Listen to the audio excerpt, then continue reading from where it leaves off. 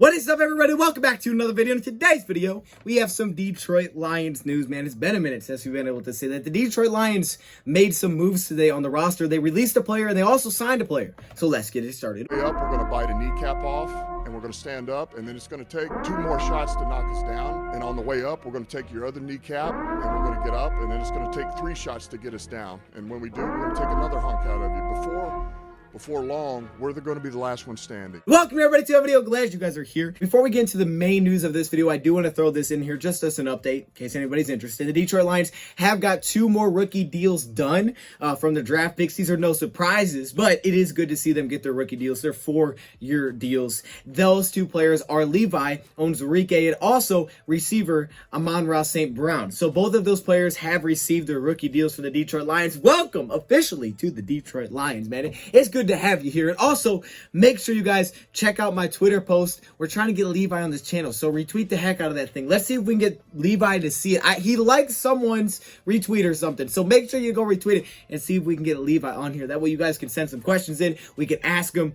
It would just be an awesome time. Last Second Dose show on Wednesdays. But now, let's get to the news. Working on another video, which should be out a little bit later, of Anthony Lynn and Jared Goff now coming together for this offensive scheme. And I think it's pretty good. We're going to show some Jared Goff film, so definitely check that out when that drops. But I had to stop because I got to get this video off first because the Detroit Lions made some news, and it's been a while since we've had some news. So the Detroit Lions released the UDFA, and they signed a free agent. So let's just dive right into the releasing first. The Detroit Lions have released UDFA Jonathan Adams out of Arkansas State. Oh, it kind of hurts a little bit. Mr. Highlight Reel has been released. Very unfortunate for Jonathan Adams. Wishing him the best of luck going forward. Hopefully he finds a spot with some team. Now, Jonathan Adams definitely had an uphill climb. As UDFA, it's really tough to make a team in general. But then the fact that a guy like Javon McKinley got a $100,000 guarantee at the receiver position, that probably kind of tells you where he stands a little bit with the Detroit Lions. Actually, if you remember the Inside the Den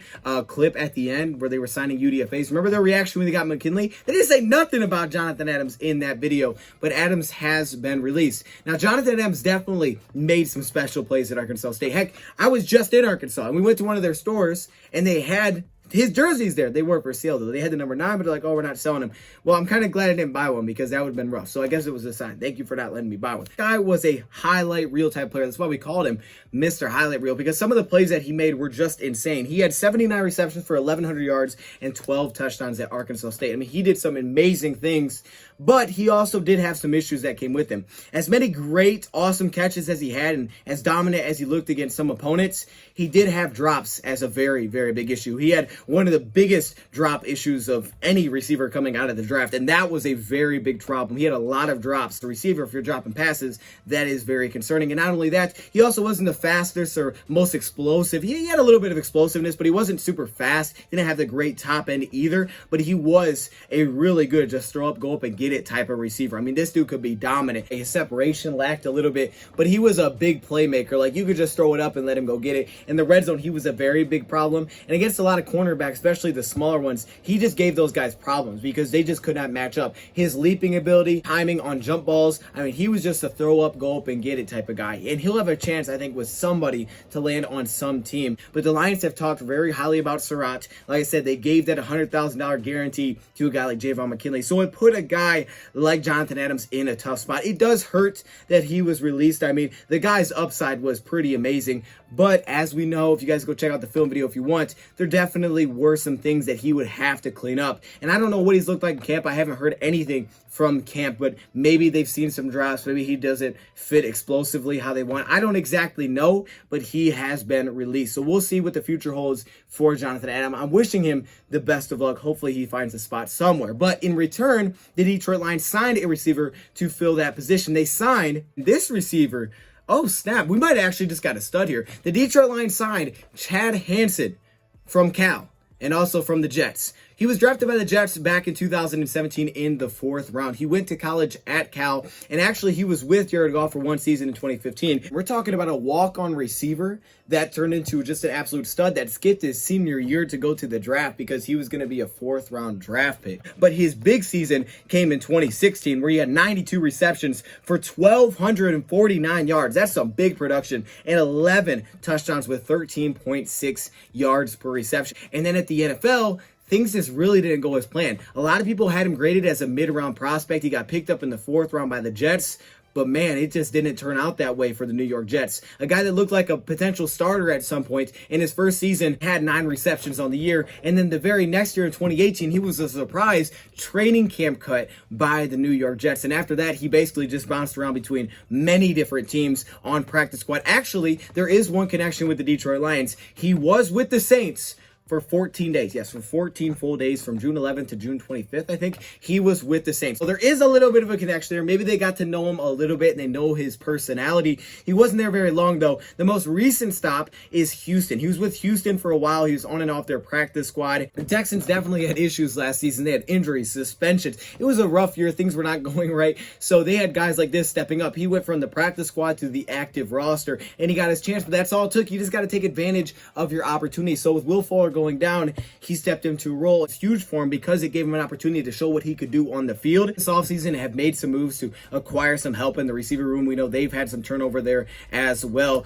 So they released Chad Hansen back in March. Now, Chad Hansen said last season with the Houston Texans, he's like, this is my first time in years getting an opportunity to play in a meaningful game. And it was for Chad Hansen. He hadn't played it in a meaningful game going back to 2017 with the New York Jets. So it was a long time off for him to get his opportunity on the field, and he definitely made the most of it. He came out and shined in his first 2 games against Indianapolis. He had over 100 yards receiving on 5 receptions in a close, I think they lost that game by 6. And in his second game, they played the Chicago Bears, and he caught 7 passes. He was 7 for 7 for over 50 yards in that game. He came out with a bang for the Houston Texans. And he would finish up the year with the Texans, but his production started to kind of slow down towards the end of the season. And then, like I said, in March, they would ultimately release Chad Hansen with some of the moves that they've made this offseason. But I think those couple of games is very big for him to kind of get his name back out there. And now he has been signed by the Detroit Lions. And I got to say, after watching some of his film, I was definitely impressed. Looking at his numbers, he had a 4.53 40. He really just put up solid speed numbers when you consider his height. I mean, those are solid speed numbers for his size, which makes him a pretty nice weapon down the field. He can get by a cornerback. He also has the speed to get on top. It's enough speed there. And you can see his agility numbers were pretty good as well. Pretty quick with those. His 3-cone drill was actually really good. Notice that his bench press is really low. It's only 11 reps. And also, he's got a pretty slim build. And we'll get to that in a second. Having that speed combined with his size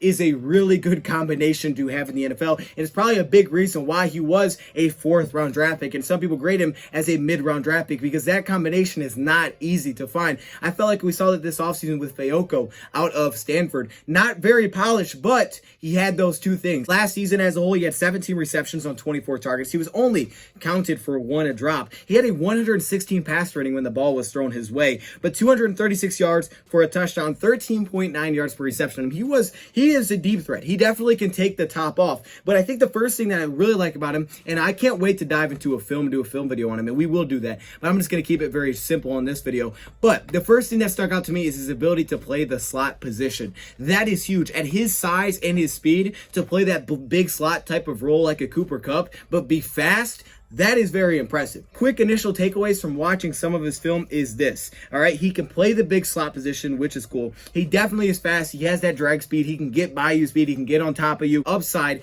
to be a deep threat. So if you want to take the top off a little bit, his ability to play outside, inside is definitely there. Very beneficial. I think he played more on the outside than he played at the slot spot, but he could definitely take the top off. And he moved around a lot. Sometimes he actually lined up in the backfield. So it's very interesting when you talk about his versatility. I also felt like he had really strong hands, and that was a pro that he was given coming out of the draft. Very strong hands. He plays with a lot of concentration, plays through contact. His catch in traffic is really good. He can win in contested situations.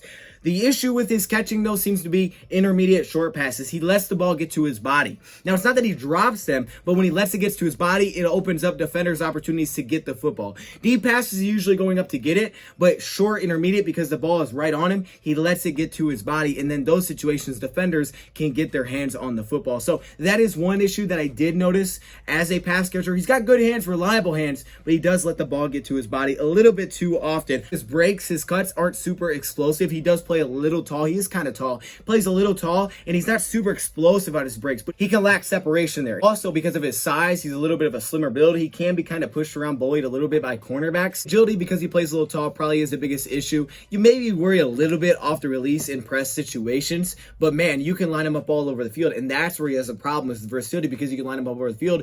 It can kind of give you the matchup that you want, right? You can put him at slide, put him outside. You can line him up in a lot of different positions, and then he has that upside because it makes himself a very big body. He's a very big target down the field. He's easy to see in a zone defense, and he actually moves well to the open area when a play is broken down. So that's very helpful for quarterbacks, and I think that connection between him and Goff, oh snap, hold me back. I'm just saying, there is a little bit of connection there. Kind of plays aggressively back. I think he's played with an aggressive mindset, but you could tell physically he is a little bit on the slimmer side. He could be pushed around by some bigger cornerbacks. Some of his stats did come at the end of the games when the games weren't that close, so some of those stats weren't great, but it was enough to get him on a roster, and that's all you need. You just need a chance, and he's going to get an opportunity. I think the connection that he has not only with the Saints, but also with Jared Goff in 2015 is huge. Remember, Jared Goff has a say in this offense as they put it together, and this will tie really well into our next video, but he has that, right? And having that connection is huge, and I think this is the type of receiver that a guy like Jared Goff is wants. It's sad that Jonathan Adams has been released, man. Wishing him the best of luck.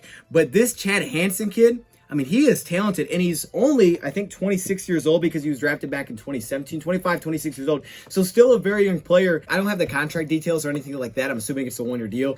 Probably not that expensive, though, because some Texans fans thought maybe you get a pretty solid deal after, last season showing what he could be still. And at this point to sign him, I'm sure it probably wasn't that big of a deal that Chad Hansen got, because it's not a guarantee that he even makes the team. The type of receiver that I think Goff is looking for, big guys, but they have that speed. Lions have clearly been targeting speed all offseason, but also having that size is something that Goff had back in college, and they played at college together. Doesn't that just make sense? We'll see what happens with Chad. I will have a film video probably at some point on him. Also, wishing the best of luck for Jonathan Adams Jr., man. Go find a home somewhere. Hopefully, someone picks him up. And also, help us out, guys. Let's get Levi on this channel. Thank you, Prop, for watching.